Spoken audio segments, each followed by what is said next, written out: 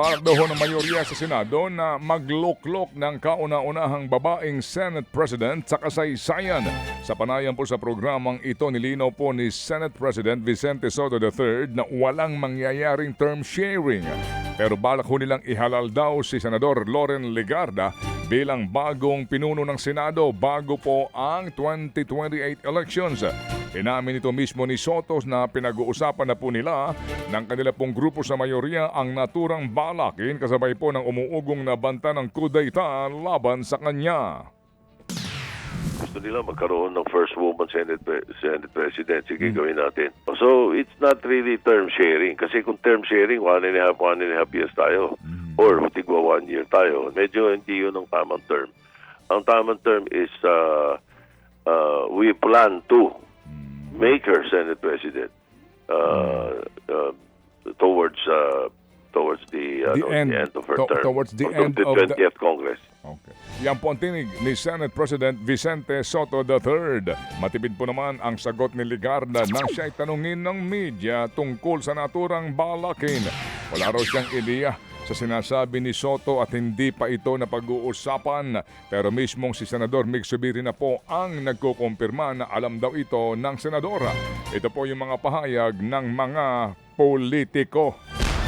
Samantala, nakahanda naman daw po ang kampo ni Vice President Sara Duterte na maipaliwanag ang tungkol sa mga kontrobersyal at kakaibang pangalan sa mga resibo ng kanilang confidential funds sa oras po na gumulong ang impeachment complaints laban sa Vice President kung saan isa sa mga tinukoy na basihan ang paglustay daw ni VP Sara sa higit 612 million pesos na confidential funds ng OVP at maging ng DepEd. Umugong tuloy ang balita na posibleng iharap ng kampo ng bise ang totoong Mary Grace Piatos na isa sa mga pumirma sa resibo.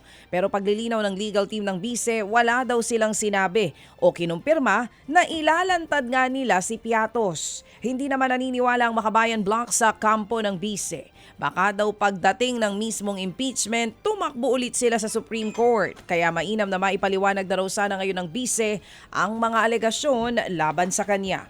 Kumpiyansa naman pong mga naghain ng reklamo na sufficient inform at substance ang impeachment complaints na hanggang ngayon natutulog pa rin po sa Office of the Secretary General.